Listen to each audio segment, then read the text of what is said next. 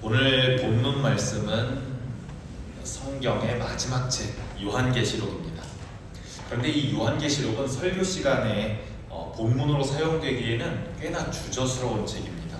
왜냐하면 이미 너무 많이 오해받고 있는 책이고 역사적으로도 너무 많이 오용되었던 책이기 때문에 그렇습니다. 이 계시록은 최후의 심판에 대한 예언이다. 하나님께서 타락한 현대 사회와 현대 교회에 하나님께서 보내주시는 최후의 경고문이다. 14만 4천 명이 다 모여야 예수님이 다시 재림하신다. 짐승의 표시 666을 받으면 죽는다. 이런 잘못된 해석으로 나쁘게 이용되어지기도 했던 책이 오늘 우리가 읽은 요한계시록이라고 하는 책입니다. 그래서 우리 교회 다니고 있는 성도님들도 수많은 성경에 있는 여러 이야기들 중에서 읽기 좋은 다윗 이야기도 있고 요셉 이야기도 있고 다니엘 이야기, 예수님 이야기, 바울 이야기, 안 그래도 읽기 좋은 이야기들이 많이 있는데 굳이 괜히 잘못 읽으면 큰일 나는 짐승의 표 666이라든지 14만 4천이라든지 이런 단어들은 괜히 나 같은 평범한 그리스도인은, 나 같은 평범한 사람이 읽어서 좋을 일 없을 것 같은 그런 불길한 느낌마저 드는 책이 이런 요한계시록이라고 하는 책입니다. 근데 사실 요한계시록은 이렇게 우리 성도들에게 겁을 주기 위해서 쓰였던 책은 아닙니다. 미래를 맞추기 위한 암호책도 아닙니다. 사실 이 요한계시록이라고 하는 책은 누군가에게 최후 심판을 선고하기 위해 쓰인 책이 아니라 누구의 죽음을 선고하기 위한 책이 아니라 살리기 위한 책이었습니다. 특히 박해받고 있었던 7교회, 눈물 흘려가며 죽어가고 있었던 소아시아에 있던 7교회, 제가 소아시아 튀르키에 다녀오면서 여러분들에게 드렸던 책갈피 있죠? 거기에 있는 두아디라 교회, 버가모 교회, 또 라오디게아 교회, 이런 교회들, 이런 소아시아에 있었던 7교회에 있는 성도들을 살리기 위해서 쓰였던 편지가 바로 이 요한계시록이라고 하는 책입니다. 책을 기록한 사도 요한, 예수님의 12제자 중에 한 명이었고 유일하게 순교당하지 않은 제자였죠. 이 책을 기록한 사도 요한은 반모섬이라고 하는 아주 작은 섬에 유배되어 있는 상태였습니다. 로마의 제국 감시 아래에 있었고 성도들과 교회들과 공개적으로 편지를 주고받기는 어려운 상황이었습니다. 그래서 요한은 하고 싶은 말을 그대로 쓰기는 어려웠던 상황입니다. 바울은 하고 싶은 말을 그대로 썼었죠. 50년대, 60년대 이때는 로마의 박해가 직접적이고 공격적이지 않았거든요. 그런데 지금 유배에 와 있는, 반모섬에 유배에 와 있는 지금 이때는 한 100년도, 110년도 이때는 로마의 박해가 조직적으로, 공격적으로 이루어지던 때라서 요한이 하고 싶은 말을 다 쓸 수는 없었습니다. 예를 들면 성도 여러분 보고 싶습니다. 조금만 힘내세요. 교회를 잘 지켜주세요. 여러분들 로마의 황제의 다스림 안에 거하지 마십시오.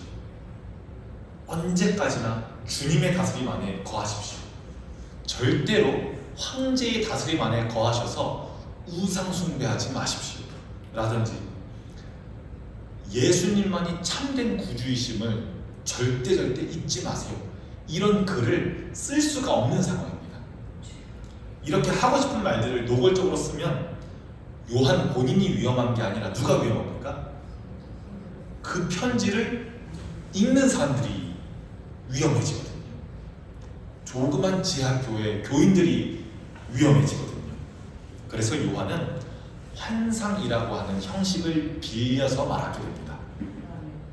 상징과 이미지를 사용하고 숫자와 비율을 사용해서 로마의 검열과 로마의 감시를 지혜롭게 피하게 됩니다.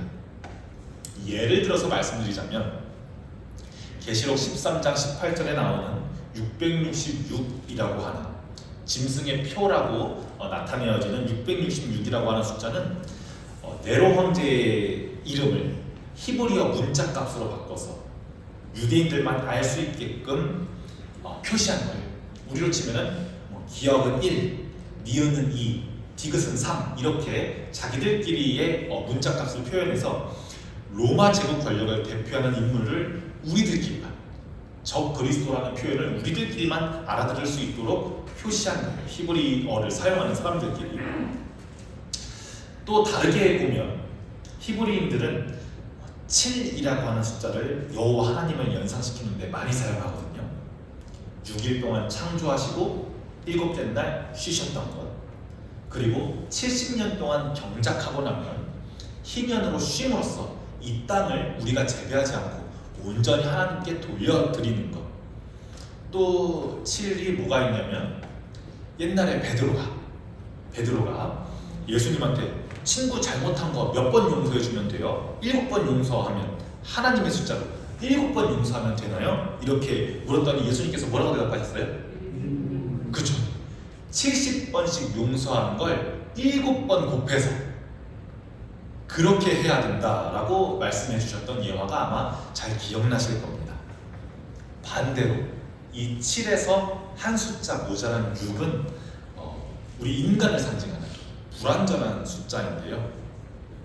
가나의 혼인잔치에서 연회 술이 다 떨어졌을 때 연회 종들이 6개의 항아리에 물을 가득 채우는 상징으로도 소개되었던 바가 있습니다. 그래서 그런 불완전한 6이라는 숫자가, 즉 인간이 자기 스스로를 절대화하고 자기를 하나님인 채 생각할 때 나타나는 이 삼중의 불완전성, 하나님을 흉내내려고 하지만 하나님이 될 수 없는 로마 권력을 가리키는 숫자로 666이 사용되기도 했습니다. 그러니까 요한계시록에 나와 있는 666이라는 숫자는 무슨 마귀와 연결되는 숫자, 사탄과 연결되는 비밀의 숫자 같은 것이 아니라, 몸에 새겨지면 큰일 나는 무슨 베리칩 그런 것이 아니라 하나님의 자리를 차지하려고 하는 권력, 자기가 하나님인 채 하려고 하는 권력, 힘, 우상을 이리저리 우회하여서 표현한 것이라고 보는 것이 맞는 것이 되겠죠. 대표적으로 지금 이 숫자를 보았지만 모든 표현들을 다 이렇게 볼 수는 없지만 요한계시록의 상징들은 한마디로 말하자면 아라마치라고 준 퍼즐이나 비밀 암호가 아니라 군인들에게 로마 권력의 감시로부터 들키지 않기 위한 언어였고, 감시와 박해 가운데에서도 교회의 성도들을 살리기 위해 눈물 흘리며 포기하려고 하는 성도들에게 다시 한번 하나님께서 주시는 위로와 격려의 메시지를 전달하기 위해 요한이 사용한 언어였었습니다. 그래서 이런 배경들을 읽고 나서 우리가 읽은 말씀 계시록 21장을 다시 보면 아마 전혀 다르게 들리기 시작할 겁니다. 요한이 본 환상의 핵심은 공포가 아니라, 종말이 아니라 소망이었습니다.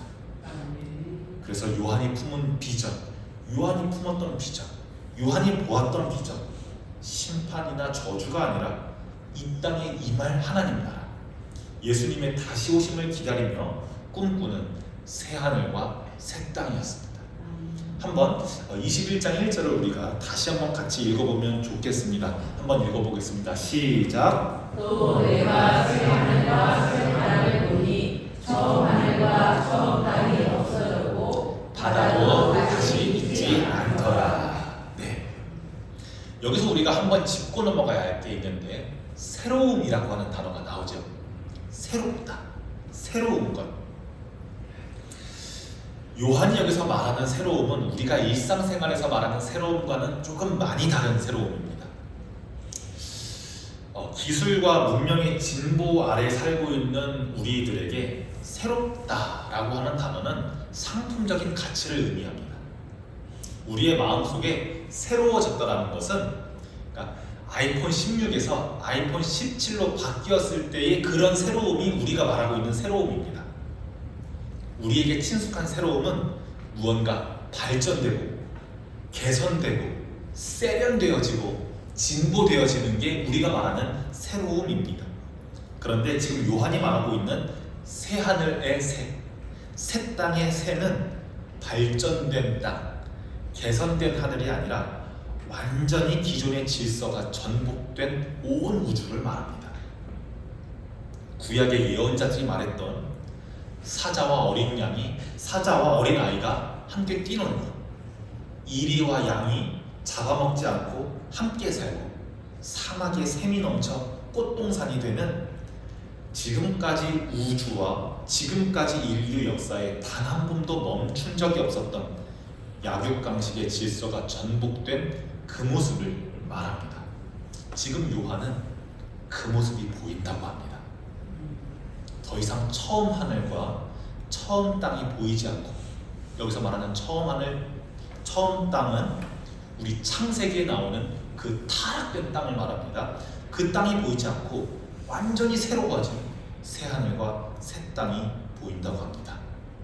그래서 지금 요한이 우리에게 보여주는 비전은 이 땅에 임할 완전한 하나님 나라, 우리가 두 글자로 뭐라고 부르죠? 천국이라고 부르죠. 천국. 이 땅에 완전하게 임할 하나님 나라, 천국과 다른 말이 아닙니다.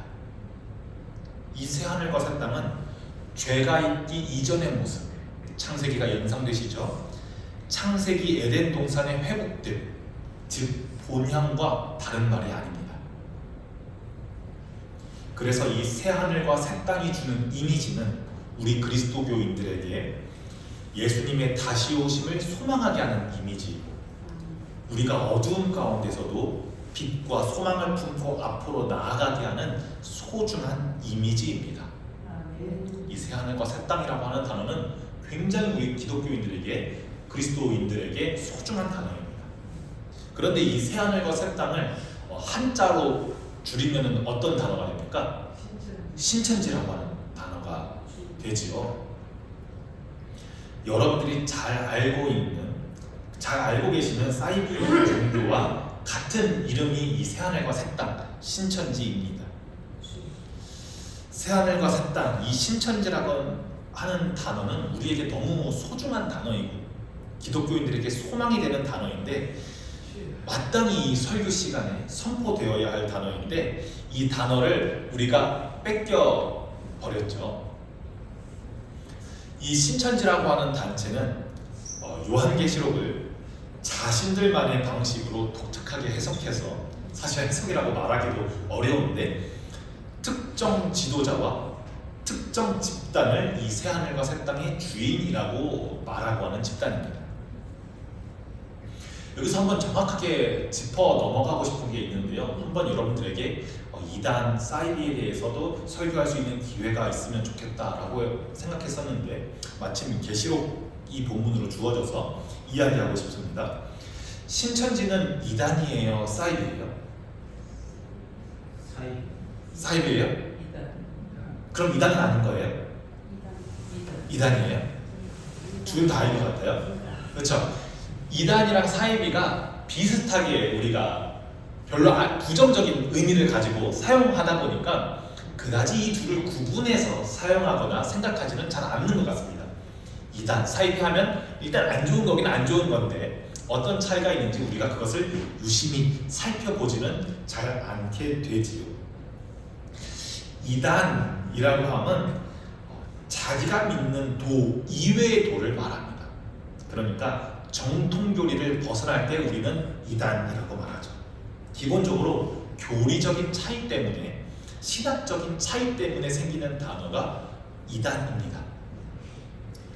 우리 기독교도 과거에 초대교회는 유대교 안에서 이단이었죠.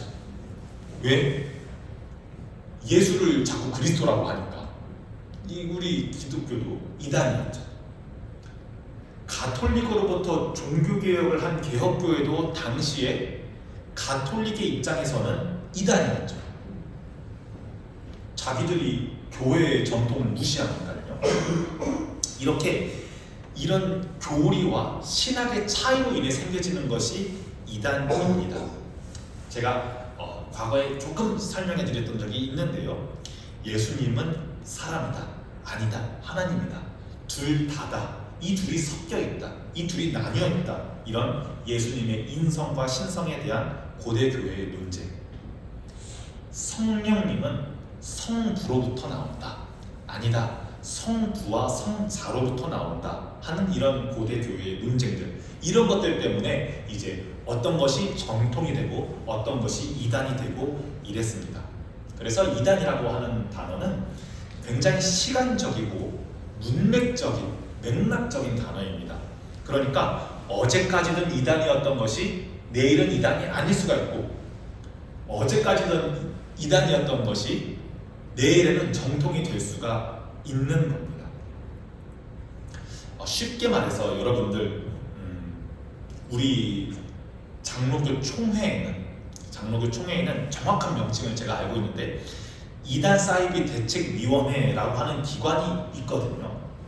여러분 뉴스에서 많이 보신 전광훈 목사라는 분을 알고 계시죠? 지금 장로교 목사인 저 김시호는 이분에게 이단이라고 말할 수는 없습니다. 왜냐하면 지난 우리 총회가 매년 9월에 열리거든요. 장로교 총회가. 지난 9월에 열린 장로교 총회에서 우리 인천 동노회를 비롯한 여러 노회들이 총회에서 이 전광훈 목사라고 하는 사람 이단성 좀 제발 조사해달라, 청원이 통과되어서 지금 이단 사이비 대책위원회에서 이단 연구 중에 있습니다. 그래서 지금 이분은 이단성이 있음, 이게 상태가 있거든요. 1, 2, 3, 4단계 뭐 이렇게 상태가 있는데 이단성이 있지만 아직 이단은 아닌 이런 상태이에요, 이분은. 그런데 이단 사이비 대책위원회에 소속되어 있으신 장로님들, 목사님들께서 연구를 다 마치시고 내년 9월, 2026년 9월 총회에서 이 사람은 이단입니다, 땅땅땅 하면은 그때부터 이제 이단이 되는 거예요. 근데 아닙니다. 1년 더 연구해보고 이 사람의 이단성을 좀 더 심층적으로 연구해보겠습니다 하면은 이단이 아닌 거고, 그런 겁니다. 그런데 사이비는 완전히 다른 겁니다. 사이비는 이런 맥락적인 단어가 아니에요. 시간적인 단어가 아니에요. 사이비는 한자로 제가 준비하진 않았는데 같을 사, 근데 말이을 이, 마지막에 아닐 비거든요. 같을 사 아닐 비입니다. 겉으로는 똑같은 것처럼 보이지만, 겉으로는 같은 것처럼 보이지만 속은 완전히 다르다는 말이 이 사이비라고 하는 단어입니다. 영어인 줄 아셨죠? 그쵸? 겉으로는 같아 보이지만 속인 전혀 아닌 것을 사이비라고 합니다. 그래서 사이비는 교리나 신학적 차이에 대한 논쟁으로 선고되는 게 아닙니다. 이것은 그런 게 아니라 겉모습은 종교의 모습을 하고 있지만 속으로는 교주를 숭배한다든지 반사회적인 행동을 한다든지 비윤리적인 행동을 한다든지 해서 이 정상적인 사회 안에서, 우리로 치면은 정상적인 한국 사회 안에서 인정받을 수 없는 가짜 종교 집단을 지칭하는 단어가 이 사이비입니다. 우리나라에서는 특히 불교나 가톨릭에서는 사이비가 잘 없어요. 특히 우리 개신교의 큰 교회는 사이비들이 있습니다. 그래서 신천지도 이단이라고 하면은 이단할 시비를 걸 수는 있겠지만 너무 명백하게 사이비이기 때문에 이단 청원도 안 들어옵니다. 네, 이단 청원도 안 들어와서 이단이라기보다는 사이비라고 신천지라고 하는 집단을 지칭하는 게 맞습니다. 근데 사이비도 그냥 사이비가 아니라 한 번도 이런 결이 있었던 적이 없었던 전무후무한 아주 악질인 사이비인데요. 왜냐하면 지금까지 개신교 역사에서 많은 사이비가 있었다가 없어지고 했었지만 한 번도 교회 안으로, 정상적인 교회 안으로 들어왔던 사이비는 없었거든요. 교회 안에 새신자로 위장해서, 성도로 위장해서 들여와서 포교를 한 적은 한 번도 없었단 말이에요. 교회 안으로 들어와서 같이 성경 공부해보자, 목사님이 설교를 아리송하게 하지 않느냐, 특히 우리 계시록 공부를 굉장히 여기서 중요하게 생각하는데 신앙적인 질문을 던지고 친절하게 접근하고 문자 해주고 생일 때 기프티콘 보내주고 이렇게 하면서 그 사람을 끌어당깁니다. 그래서 위험합니다.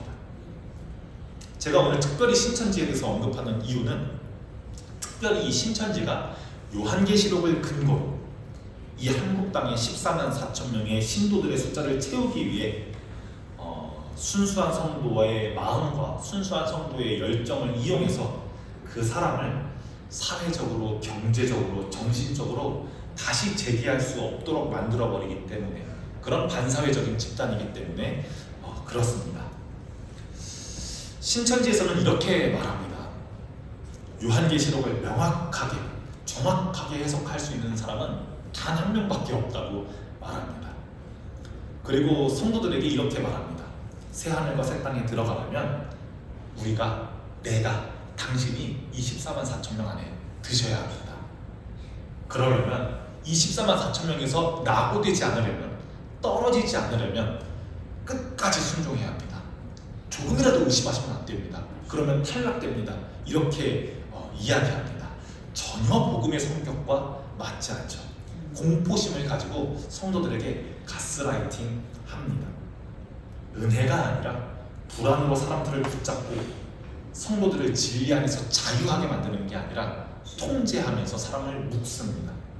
그래서 사람들은 점점 더 이 지시에 복종해야만 이 관계 안에 묶일 수가 있습니다. 그런데 지금 요한이 우리에게 이야기해주고 있는 새하늘과 새 땅은 전혀 그런 곳이 아닙니다.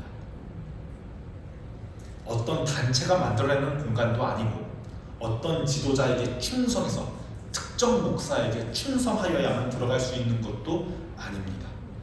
오직 예수 그리스도께서 다시 오실 때 친히 이루시는 나라가 이 새하늘과 새 땅입니다. 한번 이제 2절을 읽어볼까요? 2절을 함께 읽어보겠습니다. 시작. 또 내가 봄에 거룩한 성 새 예루살렘이 하나님께로부터 하늘에서 내려오니 그 준비한 것이 신부가 남편을 위하여 단장하는 것 같더라. 네, 여기서 나오는 신부도 대표적인 은어입니다.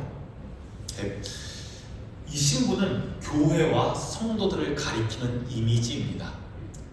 에클레시아라는 단어를 쓸 수 없으니, 성도라는 단어를 쓸 수 없으니 신부라고 표현했습니다. 그러면 신부의 남편은, 신부가 기다리고 있는 남편은 누구겠어요? 예수님이겠죠. 요한은 새하늘과 새 땅을 추상적인 공간으로 설명하지 않습니다. 가장 관계적인 언어, 가장 사랑의 언어인 혼인의 언어를 사용해서 이야기합니다.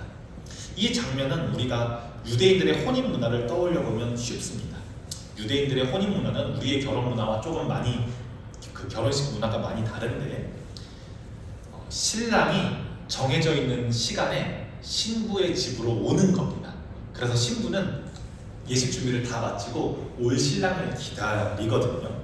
예수님께서도 이 이미지를 사용해서 비유를 알려주셨던 적이 있지요. 슬기로운 다섯 처녀와 미련한 다섯 처녀의 비유에서 중요한 것은 신부들의 준비된 기다림이었습니다. 요한계시록에 나타나 있는 신부도 마찬가지입니다. 이 신부들에게, 그러니까 이 편지를 읽고 있는 여러분들에게 도망치지 말고, 사라지지 말고, 없어지지 말고, 그러니까 박해받아서 죽지 말고 사십시오. 여러분 살아있으셔야 합니다. 단장하면서 기다리셔야 합니다. 이렇게 지금 생명을 걸고 있는 말을 하는 거죠. 여러분들 죽지 마세요. 사세요. 이렇게 말하고 있습니다. 사랑 때문에 살아있는 겁니다. 사랑 때문에 기다리는 겁니다. 기다림이 헛되지 않다는 확신이 있을 때 교회는, 사람은 삶을 단장합니다. 교회는 그런 존재입니다. 다시 오실 예수님을 향해 삶을 준비하며 기다리는 신부와도 같습니다. 요한이 하고 싶은 말이 이 말입니다. 너무 다 읽으면 시간이 너무 길 것 같아서 4절 우리가 한번 읽어볼까요? 시작. 모든 눈물을 그 눈에서 닦아주시니 다시는 사망이 없고 애통하는 것이나 곡하는 것이나 아픈 것이 다시 있지 아니하리니 처음 것들이 다 지나갔음이라. 아멘. 하나님께서 멀리 떨어져서 저 하늘 위에 왕처럼 계시는 게 아니라 우리 곁에 계시다고 3절부터 이야기하고 있습니다. 특별히 4절에 나와 있는 이 표현이 중요한데요. 모든 눈물을 그 눈에서 닦아주시니. 눈물이 스스로 마르는 것이 아닙니다. 시간이 해결해 주는 것이 아닙니다. 하나님께서 직접 손을 내미셔서 성도들의 눈물을 씻기십니다. 이 장면은 하나님께서 멀리 저 왕 위에 앉아 계셔서 뒷짐지시는 분이 아니라 상처 입은 얼굴에 손 대시는 분이심을 보여줍니다. 그래서 이 말씀은 사망과 애통과 곡함과 아픔과 절망 속에 있던 교회들에게 가장 강력한 소망의 메시지입니다. 여러분들이 지금 흘리고 있는 눈물 시간이 해결해 주거나 그러지 않아요. 주님께서 친히 여러분들 곁에 계셔서 장막이 우리 옆에 있었던 것처럼 여러분들 옆에 계셔서 닦아주신다고 말씀합니다. 마지막으로 6절과 7절을 읽겠습니다. 시작. 또 내게 말씀하시되 이루었도다. 나는 알파와 오메가요 처음과 마지막이라. 내가 생명수 샘을 목마른 자에게 값없이 주리니 이기는 자는 이것들을 상속으로 받으리라. 나는 그의 하나님이 되고 그는 내 아들이 되리라. 아멘. 이렇게 요한은 계속해서 보좌에 앉으신 분의 음성을 대리 전달합니다. 이야기해 줍니다. 또 내게 말씀하시되 이루었도다. 나는 알파와 오메가요 처음과 마지막이라. 내가 생명수 샘물을 목마른 자에게 값없이 주리니 이기는 자는 이것을 상속으로 받을 것이요 나는 그의 하나님이 되고 그는 내 아들이 되리라. 이루어졌다. 하나님의 말씀이 이루어졌다입니다. 이루어질 것이다가 아니라 다 이루었도다입니다. 성도들의 눈앞에 현실은 변하지 않았습니다. 여전히 박해받고 있었고요. 많은 사람들이 죽습니다. 로마 제국은 앞으로 몇백 년은 더 집권합니다. 여전히 강합니다. 그런데 하나님께서는 이미 다 끝난 일처럼 말씀하십니다. 아직 로마 제국이 두 눈을 부르 켜고 두 눈을 치켜 세우고 성도들을 노려보고 있는데, 교회를 노려보고 있는데 이미 다 끝난 일처럼 말씀합니다. 이것이 요한의 그리고 성경적인 시간 이해입니다. 하나님의 약속은, 하나님의 미래는, 하나님의 성취하심은 불확실한 가능성이 아니라 이미 확정된 약속으로 우리에게 다가옵니다. 그래서 지금 이 책은 두려움의 책이 아니라 미래에 이렇게 될 수도 있지 않을까라고 하는 가능성의 책이 아니라 확신의 책입니다.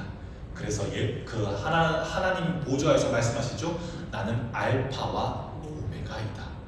이 알파는 여러분들 말씀 필사 열심히 잘 쓰고 계시죠? 헬라어의 가장 처음 알파벳, 우리로 치면 기억이죠. 그리고 오메가는 가장 마지막 알파벳, 히읗, 우리로 치면 기억과 히읗, A와 Z입니다. 그런데 우리는 완전히 새롭게 만들어진 표 문자이기 때문에 기억에는 아무 뜻이 없고 히읗에서 아무 뜻이 없지만 이 헬라어 알파벳 처음과 끝에는 가장 처음 된 것이라는 의미와 가장 마지막 된 것이라는 의미를 담고 있습니다. 이 말은 곧 이런 뜻입니다. 이 세상의 시작이, 온 우주의 시작이 황제로부터, 권력으로부터 시작되지 않았다. 그런 의미에서 이 요한계시록은 여러분 데칼코마니 해보신 적 있으세요? 어렸을 때 그 미술 시간에 데칼코마니 손에다가 물감 찍어서 이렇게 한 다음에 반으로 접으면 이렇게 나비 모양이 나오는 그런 것이죠. 알파와 오메가처럼 계시록에서 창세기 처음과 끝 모양이 같잖아요. 나는 알파와 오메가, 다시 창조를 상기시킵니다. 이 우주의 시작은 황제로부터 시작되지 않았다. 알파로부터 시작되었다. 그리고 황제로 끝나지도 않는다. 주님에 의해 끝나게 된다라고 말합니다. 역사의 시작과 끝이 하나님께 있음을 고백하는 표현을 말합니다. 그래서 박해받는 교회는 로마의 위세 앞에 무너질 필요가 없습니다. 왜냐? 처음과 끝 되신 분이 여호와 하나님이시기 때문입니다. 하나님은 이렇게 약속하십니다. 내가 생명수 샘물로 목마른 자에게 값없이 주리니. 조건 없이 주십니다. 자격도 공로도 성취도 없습니다. 하나님 나라의 방식은 언제나 똑같습니다. 값없이 은혜를 주십니다. 신천지가 말하는 것처럼 14만 4천 명 안에 들기 위해서, 구원받은 성도 되기 위해서, 안수집사 되기 위해서, 장로 되기 위해서, 교회에 중직되기 위해서 애쓰고 경쟁하고 증명하는 것이 전혀 하나님 나라가 아닙니다. 하나님 나라는 목마른 자가 손을 내밀면 누구나 마시는 그런 곳입니다. 마지막으로 이야기합니다. 이기는 자가 이것을 상속으로 받으리라. 여기서 이기는 자라고 하는 표현도 오해하지 않으셔야 합니다. 이기는 자는 다른 사람을 눌러 이긴 사람이 아닙니다. 한창 2000년대에 기독교 세계관 운동이 활발하게 우리나라에 이루어졌던 적이 있었는데요. 여러분들도 교회에서 이런 기도 문구 들어보신 적 있을 겁니다. 정치, 사회, 경제에 기독교인들이 많이 진출해서 사회가 기독교화 되게 하여 주시고, 예술계가 기독교화 되게 하여 주시고, 정치계가 기독교화 되게 하여 주시고, 이런 기도 문구 들어보신 적 있으시죠? 지금 그런 이김이 말하는 게 아닙니다.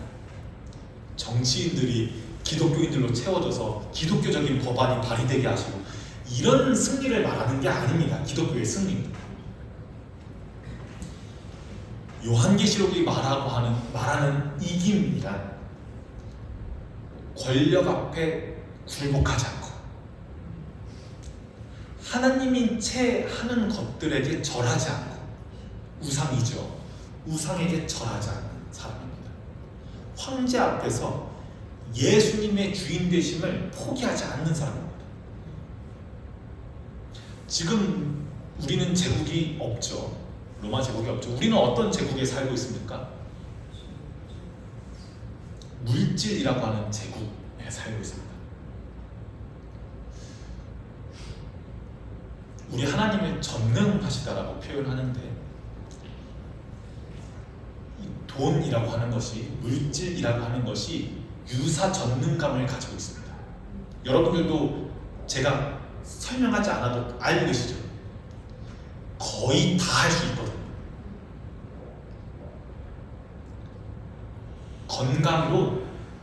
건강도 이게 있어야 할 수 있고요. 착한 행실, 선행도, 남을 돕는 행위도, 돌보아주는 행위도, 돕는 행위도 이게 있어야 할 수 있습니다. 그래서 거의 하나님입니다. 이것을 유사전능감이라고 표현하거든요. 하나님인 채 하는 것에 절하지 않는 겁니다. 하나님의 모양을 하고 있는 것에 우상에 절하지 않는 겁니다. 그것을 끝까지 절하지 않고 예수님의 주되심을 끝까지 지키는 것입니다. 그래서 하나님께서 이렇게 말씀하십니다. 나는 그의 하나님이 되고 그는 내 아들이 되리라 말씀하십니다. 승리의 보상 아닙니다. 관계의 회복을 우리에게 이야기하고 있습니다. 이제 말씀을 정리하고 마치려고 합니다. 이 말씀이, 이 계시록의 말씀이 우리에게 왜 중요하냐면, 지금 우리는 대림절 셋째 주를 지나고 있기 때문입니다. 첫째 주 마리아 이야기에서 보았던 것처럼 과거에 오신 예수님을 기억하는 절기가 이 대림절이기도 하지만, 다시 오실 재림하실 예수님을 기다리기도 하는 절기가 바로 이 대림절입니다. 이 요한계시록 21장은 그 기다림이 결코 헛되지 않다는 것을 우리에게 보여줍니다. 새하늘과 새 땅, 신부로 단장하는 교회, 눈물을 씻기시는 하나님, 알파와 오메가이신 주님, 이 모든 비전은 절망의 한복판에서, 우상숭배의 한복판에서 나온 말씀입니다. 그래서 더욱 강력한 메시지가 이 요한계시록의 메시지입니다. 요한계시록은 그래서 이렇게 끝납니다. 아멘. 주 예수여 오시옵소서. 우리 여기 적혀 있는 것처럼 마라나타, 주 예수여 오시옵소서로 마치게 됩니다. 사랑하는 여러분들, 하나님인 채 하는 것에 절하지 마십시오. 하나님인 채 하는 것 앞에 굴복하고 절하지 마십시오. 미래를 두려워하지 마십시오. 앞날을 염려하지 마십시오. 일하실 하나님을, 책임져 주실 하나님을, 다시 오실 예수님을 소망과 기쁨으로 기다리는 대림절 보내시기를 주님의 이름으로 축복합니다. 기도하겠습니다. 거룩하신 하나님, 오늘 요한이 본 새하늘과 새 땅의 비전을 우리에게 들려주시니 감사합니다. 박해와 눈물 한복판에서도 주님께서 다 이루었도다 말씀하시는 확신을 우리가 붙들게 하여 주시옵소서. 우리의 눈물을 친히 닦아주시는 하나님을 신뢰하게 하시고 새 예루살렘의 신부처럼 다시 오실 예수님을 소망과 기쁨으로 기다리는 우리가 되게 하여 주시옵소서. 불안과 공포로 믿음을 붙잡지 않게 하시고 값없이 주시는 은혜 안에 우리가 늘 머물게 하여 주시옵소서. 대림절 셋째 주를 보내고 있습니다. 이 한 주간 동안 우리의 마음과 삶이 주님을 향하여 준비되게 하시고 오실 주님을 닮아 선함과 사랑으로 살아가게 하옵소서. 예수님의 이름으로 기도합니다. 아멘.